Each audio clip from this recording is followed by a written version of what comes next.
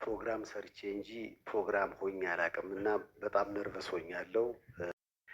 እኔ በግሌ እንዲህ የምለው ነገር የለምና እኔ ጥሩ ነገር ሳስብ ያንን እንድተገብር ምክንያት ለሆኑኝ ይህን ደግሞ ክሬዲት የሚወስደው ህዝቡ ስለሆነ በአጠቃላይ ለእኔ የሰጣችሁኝን ክብር ለኢትዮጵያ ህዝብ አድርጉልኝ።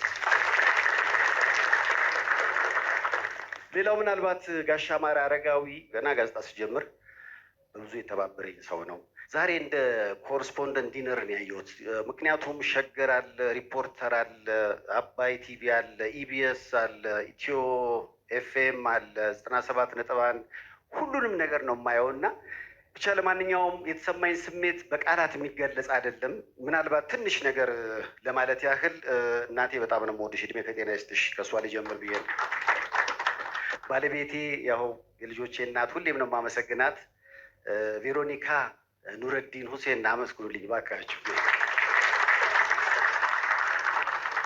እንግዲህ እኔ ላለፉት 20 ዓመታት በሬዲዮ ላለፉት 15 ዓመታት ደግሞ በቲቪ መስኮት የምታውቁኝ ወንድማችሁ ነኝ። በቅርቡ ደግሞ ያው አሜሪካ ዴምቪ ላይ የተሰጠኝን ሽልማትና ልዩ እውቅና አስመልክታችሁ ይህን ዝግጅት ስላዘጋጃችሁልኝ ኮሚቴውንም እናንተንም ከልብ አመሰግናለሁ። በዛ ልጅ የመዝናኛ ስራ መስራት በጣም አስቸጋሪ ነው።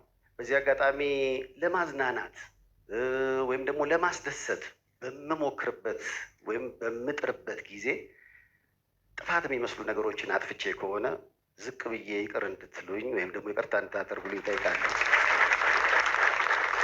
እንደው በስተመጨረሻ ምን ማለት ትፈልጋለህ ካላችሁኝ እንግዲህ ምናልባት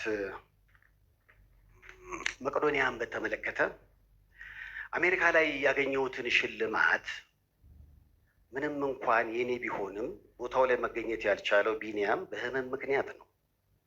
ስለዚህ ይህንን ሽልማት ለቢኒያም አስረክባለሁ ባልኩት መሰረት ምን አይነት ቆቅ የሆነች ሚስት እንዳለችኝ ነው የምነግራችሁ። ቃል ገብታል ያኔ ሽልማቱን ይዤ እመጣለሁ ብላ መወዳት ባለቤቴ ቬሮኒካ ነው ይዛ የመጣችውና አንድ የሽልማቱን ወደዚህ ያምጣልኝ። ከዛ ለቢኒ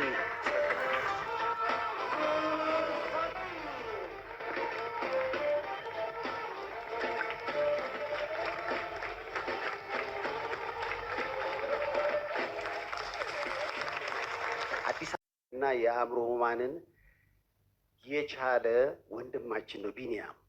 ቢኒያም ረጅም እድሜ ከጤንነት ጋር እመኝልሃለሁ።